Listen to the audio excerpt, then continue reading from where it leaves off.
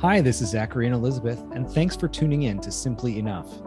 If you're liking our podcast, we'd love it if you'd share with your friends and family. And then rate and review to raise our visibility and spread the message of enoughness. We love you, and remember, you are simply enough. Just as you are. Period. Welcome to Simply Enough, where we celebrate you. Because you are enough. Just as you are. Period. And so just one little example that I was thinking about the work that it takes on our part to actually lean into a place of discomfort and vulnerability. Brave, courageous, strong, loving mamas that had never danced hula before. For whatever reason, I got in my own head about it and was like, okay, I tried, and now I'm going to go back to doing my own thing. You are showing your own kids, our own kids, that we as adults put ourselves in these circumstances and they can too. So, and I think you can do that for yourself. In doing that for yourself, and it's a deposit in the resiliency bank account. Step out. Put yourself out there. And if you need just a source of inspiration, think of Grace. And I am a proud mama, but I have to say I am proud of her, not just because she's my daughter. She's beautiful. Hello, everybody, and welcome to Simply Enough. I'm Mr. Zachary Leonard. And I'm Dr. Elizabeth Ignacio. And I was thinking about our discussion about penguins and how sometimes when we find community, it takes work to have to like step out and, either meet a new friend or join a group or whatnot. And I just have to say, that's not the easiest thing for me. And I so many stories were going through my mind at the time, but I have one, and it's a small story, but I think it'll kickstart our conversation today to articulate how hard it is to step out of your comfort zone. Okay.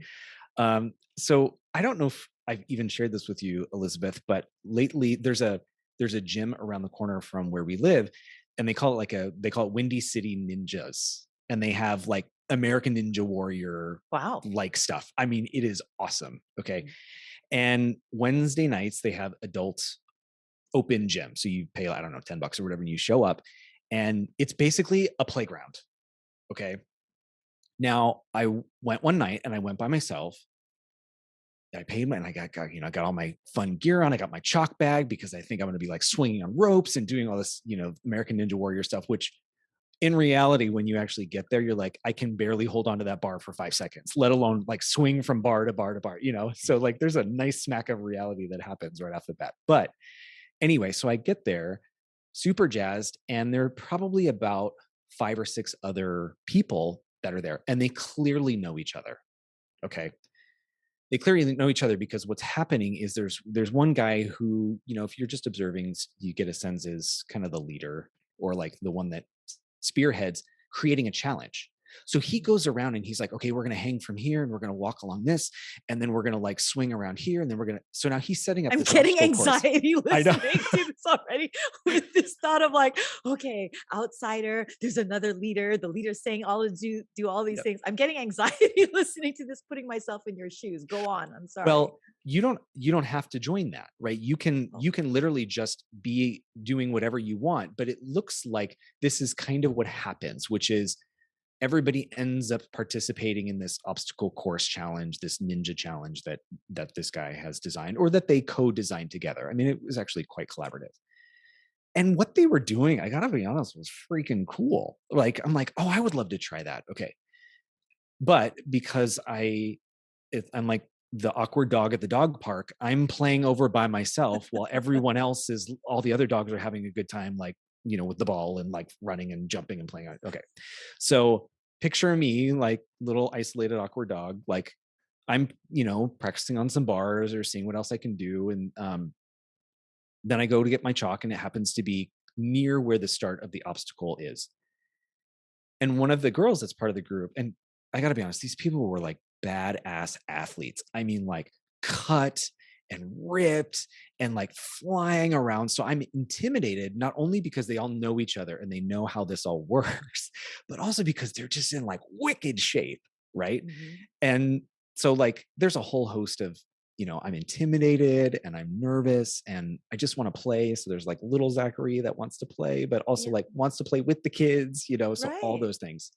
And also these are like-minded people. right? We enjoy this kind of stuff clearly because we're all here. So there's already a common ground. And God loved this girl who kind of sensed as I'm like circling, but not asking if I can jump in the pool. So she's like, "Do you want to try it?" And I Aw. mean, it was like, no, no, I know God love her, right? I'm like, no, no, no, it's okay. Immediately, like, shut off, the opportunity. It's such a great invitation on her part Mhm. because I was afraid of failing, right? I was afraid of looking silly or not being able to do it, or just embarrassing myself in front of these people that I've already put on this pedestal or whatnot. Not even recognizing that, like, they could be friends. This could be a community. I could be part of the group and then show up every Wednesday night and have something that I enjoy and get to do. So so anyway, so I'm like, no, no, it's okay. And then I went around and I started to do this like ladder thing where you hold onto the ladder and you kind of jump. You're in the air, you're hanging, but you like Mhm. essentially jump and catch the next rung and then the next rung and then the next rung, and you're moving across. And one of the guys, I overhear him. He doesn't say this to me. He's like, "Oh, he's actually strong," because nobody else is doing anything. It's just me. So I'm like, "Of course I'm strong." Now I'm like indignant. I'm like, "Oh." When they invited me, they And it was well, a she did. compliment. It totally was a Yeah. compliment. Yeah. And I'm like, I know. Anyway, so again, I go back to chalk my hands, and the girl again was like, "Are you sure you don't want to try it?" So I said, "I will." Okay. And the beginning of it is this like, they're like these pegs that you have to like walk across, and it's Mhm, super mhm. hard because it's a balancing activity. And, I had never done anything like that before. So of course I try it and like totally fail. Okay. But I'm determined. So I get up and I do it again and I get a little bit more successful. This time I make it further through the challenge. And not anything to do with them, but for whatever reason, I got in my own head about it and was like, okay, I tried, and now I'm going to go back to doing my own thing. So, Which that's okay because yes, at least you tried it. yes, yes. So already kudos for that. And so then I didn't really interact with them anymore, even though I did want to keep going, but I was already so in my head about my own abilities and their abilities and being intimidated and every like all these labels and things that we've talked about up until now that I was internalizing, when there was a group of people who were just doing them and they actually invited me in. And it really did take work on my part. And now upon reflection, I'm like, I really wish I had actually just done it and just gotten over my insecurities or whatever, my nervousness, and maybe had found a group of people that I could have actually connected with. Um, And so just one little example that I was thinking about the work that it takes on our part to actually lean into a place of discomfort and vulnerability to put yourself out there Yeah. when meeting other people. Well, first of all, honestly, kudos to you to put yourself out there. Like, still take stock in that you did put yourself out there. And now, upon reflection, you know, like we talk about in other episodes, what is the meaning you put Yep. on the word failure? I mean, Yeah. really, did you though? Like, is Yeah. it No, failure? No, exactly. it was Yes. an attempt at something, right? You know, um, failure, fail, first attempt in learning. That's what Hmm. it was. You win some, you learn some. Right. It's not about losing, it's not about failing. You learn something. You learn something about that obstacle course, and you learn Mhm. something about yourself, and you learn something about the possible, future encounters. And, the fear of failure, the fear of embarrassment. Truth be told, what is there to be afraid of in embarrassment? What is so bad about being embarrassed, right? And the more and more we open ourselves up to embarrassment, the more actually we realize it's something that we live through and we Yeah. survive. And therefore, more and more, it lessens and diminishes the meaning of being embarrassed. True. So don't knock yourself out, beating yourself up about that. Good for you for putting yourself out there. It's not easy if you're 5, 15, 4, 14, or 40 Right. or 50. So just good for you. And it's, just kudos to you for putting yourself out there. There's so much to be gained in that act of putting yourself Mhm. out there. Um, I know I feel in my life, but I feel this way just because I do have um, older patients Mhm. who I love when we talk about their wisdom and their life experiences beyond their musculoskeletal injuries as my Mhm. orthopedic patient. And the common theme is, their regrets. Mhm. And their regrets are not so much of what they've done. The regrets that really linger are the things that they didn't do. Mhm. Mhm. And so, if anything there is to fear, it's fear of regret, not fear of failure, not fear of not of embarrassment. It's the fear Right. of regret of not trying and not putting yourself out there. So kudos to you. I mean, I just giggle thinking about this podcast of ours. Yeah, We're very much putting ourselves out there, we are. and really in terms of our own stories, our own vulnerabilities, our own first attempts in learning, our own failures, our own embarrassments. Um, and that's scary. But, we're committed to this very uncomfortable and sometimes, honestly, very painful Yeah. um, uh, situation of putting ourselves out there because, people are knowing and hearing about Mhm. us, and it's scary and it's hard, but we're committed to it. and Mhm. and I'm happy and proud that we're doing it. I mean, here I am. For those of you not on the video, I'm makeup-less and my hair is, jet lag hair. I'm in a hotel room right now, and, yes, I'm using the microphone, but my microphone stand, the I love this microphone so much. is, if you can see, my microphone is jammed into a toilet roll, or toilet paper Paper roll, roll. excuse me, a toilet paper roll buoyed up by a stack of 3 books. That is my microphone stand right now because we are committed to keep our putting ourselves out there for this podcast.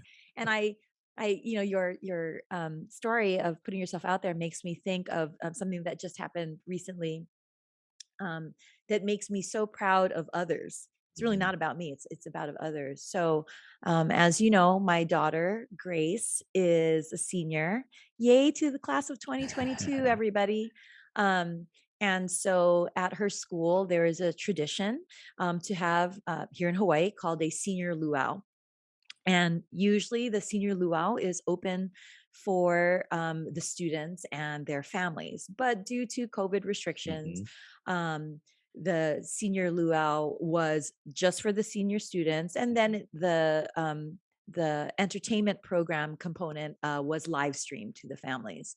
But there was a surprise. I have no idea how well it was taken, but there was a surprise for the senior students, and a group of senior parents, senior mamas, uh, gathered together to learn a hula. And the hula, the performance was recorded and videoed and then shown at the luau. And so it did require some Zoom hula classes and Mhm. then some in person hula rehearsals of these moms. And it was such a beautiful journey to witness and be a part of. And I was grateful to be invited to be a part of it. But because there's a number of mamas that were brave, courageous, strong, loving mamas that had never danced hula before, Mm. or they had danced but had never performed. And they were doing this um, as a show of love, to their son or daughter and to the class, many of whom we've known each other since these kids were 5 years old. So this was a labor of love. And I was witness to their internal angst. I myself have performed hula Yes, you have. ever since I was ever since I was a kid. So that fear factor wasn't Mhm, as deep.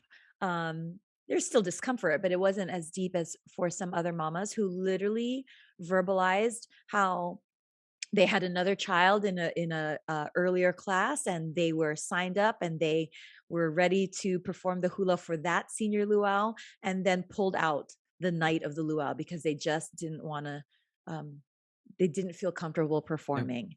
And so here they're showing up for this one because this is their youngest child and this is their last opportunity to do it. And others did extra rehearsals on the side to mhm, get it mhm, right, but they were still very nervous and they all wanted to be in the back row and all this kind of stuff. And it was it could have been actually quite traumatizing for them. mhm, And myself having been a performer, I just was so proud of them and I just loved them so much and hugged them all. Even during this time of COVID, I hugged them because I was just like, please remember, this is not a performance. We're not being judged on the performance and we're not performing like a show. This is all this is just a token of our love. mhm, And so approach the dance that way, approach the song to which we were dancing that way, that it's just a mhm, show of love and it's not that we're being judged, we're not being graded, and it's not a performance. mhm. And to witness, first of all, the hula was beautiful and It they was. did all perform beautifully. But it wasn't about that. It's that they and I said this because I said this during the rehearsal, which is remember too what you're doing in doing this and showing up and putting yourself out there.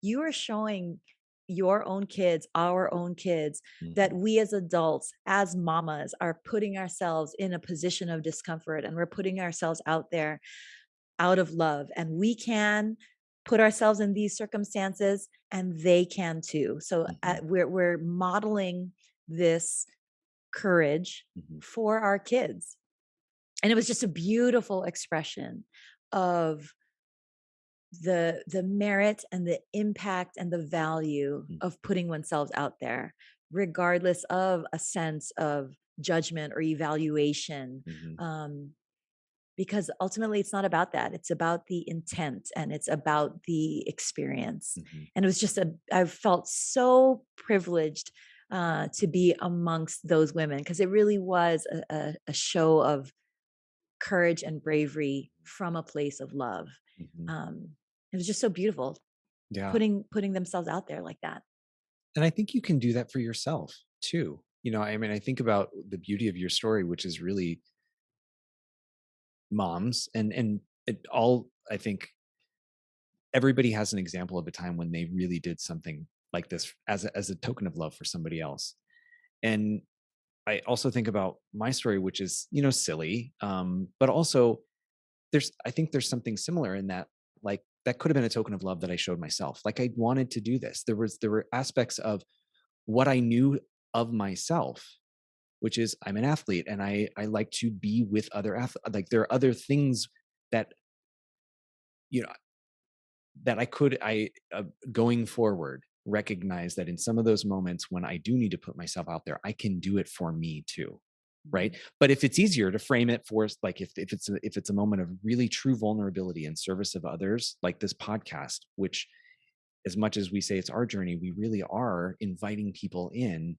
Um, I think I'm already at my, oh, that was quite a stutter there. Sorry. I'm already at my takeaway, which is, if I'm willing to do something out of service or in love for others, I should be able, should is a dangerous word, but I can do that for myself too. Absolutely. And in doing that for yourself, it empowers you and it's a deposit in the resiliency bank account upon which you can withdraw so that you can give and overflow even more again to Hmm. others. And it Hmm. just builds and it's compounding interest on that. Yeah.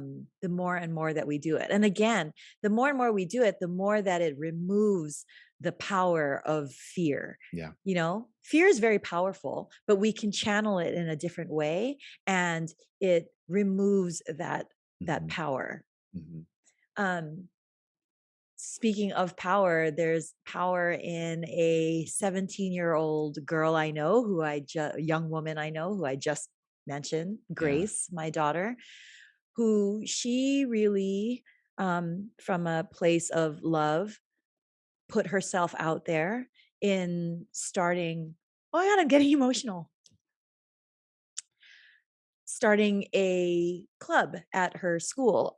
Her school is um, a great college preparatory Mhm. school, very quote successful in all aspects: academics, athletics, art, performing arts, everything. It's a fantastic school, um, but like in any school, the pressures on adolescents, even pre-COVID, is immense.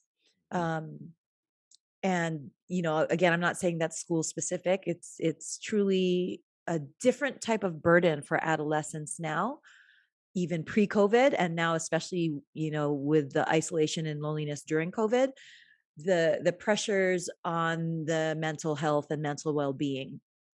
And so recognizing that there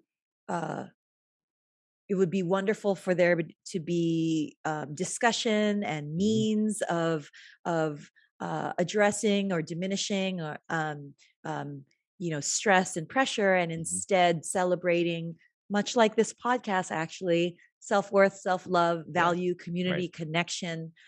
She started this club called Club Joy, Joyful Outstanding Youth. And um, she sends weekly Gratitude Tuesday emails. Um, Gratitude Tuesday. Gratitude Tuesday, all about, chock full of uplifting tips, songs, lyrics, thoughts. And she does a lot of research on this Mhm. actually. So it's not just, she pulls this out of her butt. Like she literally every week she spends a lot of time, above and beyond her homework and her extracurricular activities, to curate and choose these Mhm. video clips or songs or lyrics or themes or excerpts from newsletters of reputable research and that Yeah. kind of thing. um and that's her gift and her labor of love Mhm. and her passion project to give back, um, to her school, to her community. Yeah. And it's been not easy. I don't want to say Mhm. it's hard. It's definitely, it's not been easy. There's almost pressure, she feels sometimes, that she always has to be up, that she's quote Mhm. the joy girl. Whereas she and I often talk, and you and I have talked on this podcast about, being joyful isn't always that you're on or that Right. you're up. It's a mindset and it's a state of being, and it's Mhm. it's not about rainbows and unicorns, but there's a pressure there Mhm. to stay that way, and there's a judgment there for Mhm. those that are not really wanting to receive that message of self-worth and self-love and self-value. It's easy for her to be a target, Mhm. actually. Mhm. And it's very easy for her to have been quite dismissed, which has been discouraging. Yeah. um, but she yet she still perseveres because she puts herself out there, because it's who she is and it's Mhm. what she wants to do, and it's what she wants to give. And whether the recipients um, don't want to look at the gift, much less Mhm. receive the gift, or even more so find fault with the gift, it's still a gift that she wants to give and that she gives willingly, and she puts herself out there. And I just look at her, and she did this starting as a sophomore. She's a senior now, but she started this as a sophomore. And that bravery and that courage, out of a place of love and good and positive intent, to be the rising tide that lifts all ships, and be the helium to lift others, um, is just beautiful. Yeah. Yeah. A a sophomore. So she was what, 16 years old when she's Younger, because 15, she's one of 16? the youngest in her class. Yeah. Okay.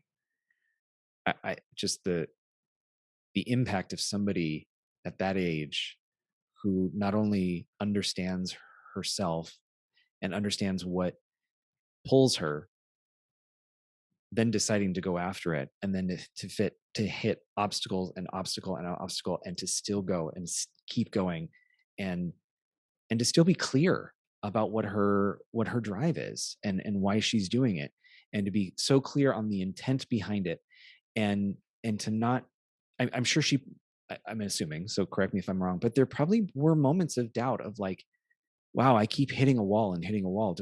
Should I keep going with this? Should I keep going? And she is. And it, as an educator, to have a child, a young adult demonstrating such vulnerability and such passion, our whole goal is to then support them and lift them and keep them going. There's nothing really more beautiful that we can do for our youth than to identify when they're taking a risk and say, good for you, keep going, I'm with you. Or you don't even need me with you, you got this.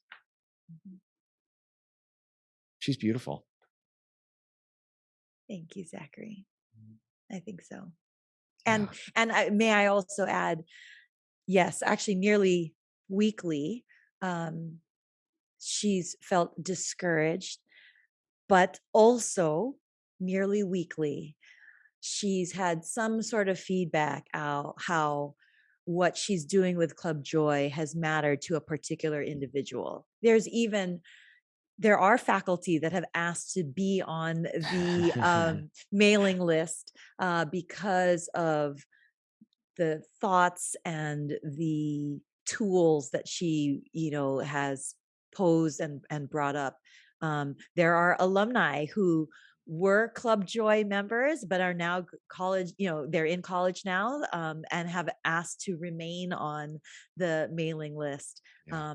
for her Gratitude Tuesday emails. So, you know of course, with everything, there's positives and negatives, and yes, she does She focus on the focused on the positive. positives, Yeah. rather than the negatives. Yeah. But those negatives come, and when they come, especially at a time, or in a place where she's coming from such good and sincere and genuine intent, boy, those arrows hurt. Yeah. Yeah. Those arrows penetrate deep. But yeah, she still perseveres because of the intent and the meaning it gives her and the meaning she has for others. And yes, Gracie, I you're sound like a proud incredible. mama. I sound like a proud mama, and I am a proud mama, but I have to say, just even as an adult looking onwards, Mm. not as a proud mama, like I I am proud of her, not just because she's my daughter, and I don't even claim her as my daughter in that it's a disservice for me to even like put myself in this picture. I'm Right. just as observer to this. I'm amazed at how at such a young age she puts herself out there and out there for others. All the more critical that she gets the reinforcement and the acknowledgement that she is taking a risk, that she is stepping out, she is doing something in service of others. She's really truly being vulnerable, because the collateral damage of not having that resolve or that strength, or those individuals to cheerlead her, become the 40-year-old adult who's sitting at the ninja gym, who won't actually do what he wants to do because he's internalized that risk equals failure and failure means worthless. So for Grace, I'm sorry, I'm going to get emotional. For somebody at 18 years old to have a mom, dad, people in her life who say, okay, these arrows are going to come, but you keep your eye on your goal. And yeah, it's going to take you down, but you're not going to be out. You keep doing that. She's going to be that auntie who's going to turn 50 years old or 60 years old and want to do the hula for her son or daughter because she knows what her target is. I'm going to shed my discomfort. It's not about me, it's about other people. There's a reason why I'm doing this. I'm doing this in service. I'm going to be vulnerable. I'm going to keep going and I'm going to work through it because I know what my passion is. I know what my purpose is. I know what I'm going after. So good for Gracie. Gracie, thank you for being that model so that other 18-year-olds, 15-year-olds, 5-year-olds, and the educators that raise them, the parents that raise them, the aunts and uncles and tribes and villages that raise them, allow them to see that taking a risk doesn't mean that you fail and you're worthless. It means that you're trying and you're moving forward so that you can become the 40-year-old, 50-year-old, 60-year-old who continues in service of others, who continues to go after what they want to go after and live who they are. Go, Gracie. Sorry. Off my box. Pull me up to your box. I love that box. Thank you. It's funny because you know how much I love Brene Brown, and Yes. Brene Brown, shot to notoriety because of her TED Talk on vulnerability. And it's where she brings up Teddy Roosevelt's comments about the man in the arena, and it doesn't matter. It's not the critic that counts. It's who's there with the blood, sweat, and tears that are in the arena with you. And I just think about Gracie, you, myself, our listeners, our viewers, in terms of the important tool of tuning out those that are shooting those deep penetrating arrows. And let me also be fair, like, it's not about ignoring the negative. Instead I should say filter what can be helpful, filter whatever can be constructive, but also recognize the source and the intent of the source, so as to objectively measure for yourself what serves you and what doesn't serve you. Thank you. Because certainly we have received constructive criticism for our podcast, for which you and I are both so grateful, because um, objectively we can recognize, this can be improved and that can be improved, and that's overall helpful. So it's not about tuning it out, but boy, there are some people who it's their reflex reaction to point out the negative and point out what can't be done and why something can't be done, and argue for the limitations, as opposed to celebrating potential and recognizing the opportunity. And I think that's a tool that if we can provide our youth with those tools, is exactly as you say, that as they grow to be adults, they are even more empowered than you or I. And that's what we're supposed to do. Is we're supposed to help the next generation be better than ourselves.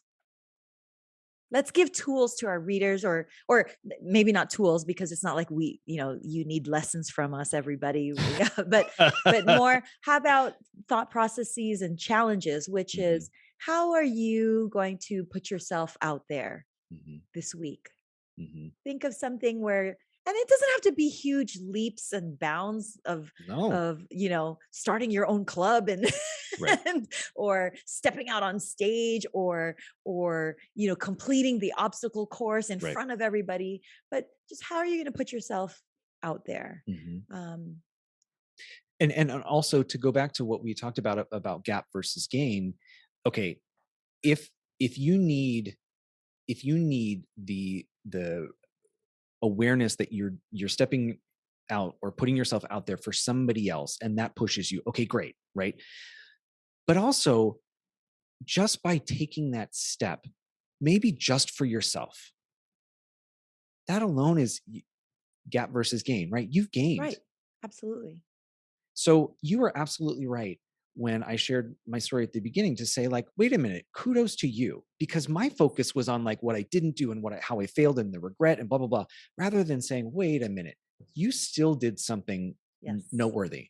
I worked with just a quick story, and then we'll get back to the tools. But I worked with a friend of mine recently who is helping me build my consulting company. I just had a call with him, and he just so first of all, super cool guy. In college, he used to always say "friend," like "hello, friend," "hello, friend." That was his thing, right? And he still does it. Super cute.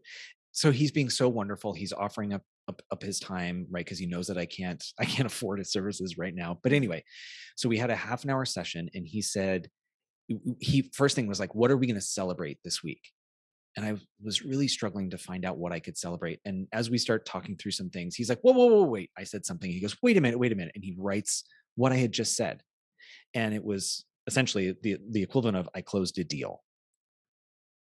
And I didn't even see that as a celebration because I was so focused on, well, I don't have this and I didn't do this. And he's like, no, no, no, no, no, no. Let's go back and let's stop and let's celebrate this. So my point here is exactly what you said, and also a takeaway for our listeners and our viewers, which is just the act of stepping out and taking that step of vulnerability needs to be celebrated, Yes. no matter how small it is. Okay, so that's one Yes. tool. What do you have? Do you have one?